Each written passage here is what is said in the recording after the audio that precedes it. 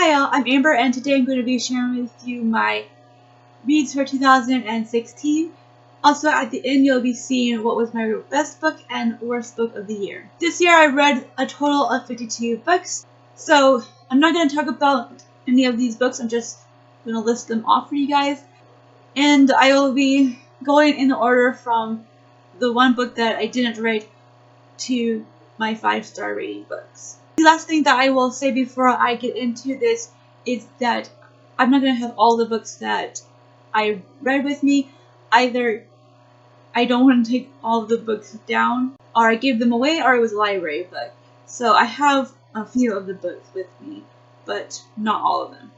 With that being said, let's jump in with the book that I didn't rate, which was Oliver Twist by Charles Dickens. The only reason why this doesn't have a rating is because I didn't get far enough for me to feel like it was appropriate to do so. Now on to the 1-star books. The Accidental by Ali Smith, In the Heart of the Sea by Nathaniel Philbrick, The Princess Bride by William Goldman, The Idiot by Fyodor Dostoevsky, and the last 1-star is Outlander by Diana Gabaldon, which is the first book in the Outlander series. Now on to the 2 stars. Brideshead Revisited by Evelyn Waugh, Bread and Wine by Ignacio Salom, Brain on Fire by Susanna Cahalan, Bel Canto by Anne Patchett, And Then There Were None by Agatha Christie, And the Mountains Echoed by Khaled Hosseini, Above All Things by Tanis Rideout, Agnes Grey by Anne Bronte, The Yard by Alex Grushin, Fates and Furies by Lauren Gruff, Tears, 8 Months and 28 Nights by Salman Rushdie, Babel 17 by Samuel R. Delaney, The Hour I First Believed by Wally Lamb, Brooklyn by Colm Toibin, Gilead by Marilyn Robinson, Furies of Keldron by Jim Butcher, Dewey by Vicki Myron, Odd Thomas by Dean Koontz, and the last 2-star rating is The Glass Castle by Jeanette Waltz. Now on to the 3-star ratings. Third Degree by Greg Iles, The Joy Luck Club by Amy Tan, Alice's Adventures in Wonderland and Through the Looking Glass by Lewis Carroll, Alias Grace by Margaret Atwood, Washington Alive by Ron Chernow, The Assassin's Apprentice by Robin Hobb, The Oceans at the End of the Lane by Neil Gaiman, Abigail Adams Alive by Woody Holton, American Sniper by Chris Kyle, The Long Walk by Stephen King. Moving on to the 4-star ratings. My Brilliant Friend by Elena Ferrante, The Shadow of the Wind by Carlos Ruiz Zafón, Dracula by Bram Stoker, Seabiscuit by Laura Hillenbrand, The Christmas Carol by Charles Dickens, I Know Why the Caged Bird Sings by Maya Angelou, and the last 4-star rating book I have is The History of Love by Nicole Cross. Now on to the 5-star ratings. The first is the Harry Potter series by J.K. Rowling, The Assassin's Song by M.G. Pizanji, The Enchanted by Renee Denfield, and the final book is The Reader by Bernard Schlink. So there you go, those were the 52 books that I read this year, and now I'm going to talk about the best and worst of the year.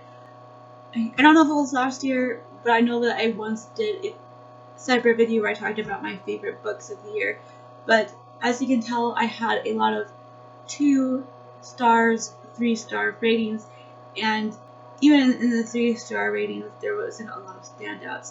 So I just didn't feel like I had that many books that stood out for me. So I didn't feel that it was worth doing a video for that. I thought I would talk about the book that stood out to me the most, which was The Enchanted by Ren Denfield. This is the best book that I read this year and I absolutely loved it. I love her writing and the story was fascinating, and just the way she handled the story and the narrator and what is revealed about the narrator throughout the book was unexpected, and I just absolutely loved that. And it's a book that I will reread in the future.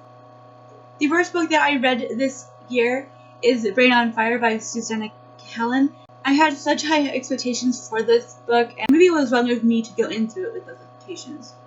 But I figure since she's a journalist, she's a writer, that would have been helpful to her writing this book. But I felt like it was actually a detriment because it definitely read like she was trying to write this as a news article, as a journal article, and that's where the mistake is. I felt like she was trying to info dump a lot of things. I also think that maybe this would have been better if it was somebody else writing this. So that is why it's the worst. It's my most disappointing book, personally, for 2016. that's all I have for you today. Tell me down below if you read the best or worst book that I mentioned here. I'd love to chat with you down below about them with y'all. Also, I'd love to hear what your best and worst book of the year was. Thank you all so much for watching and keep smiling.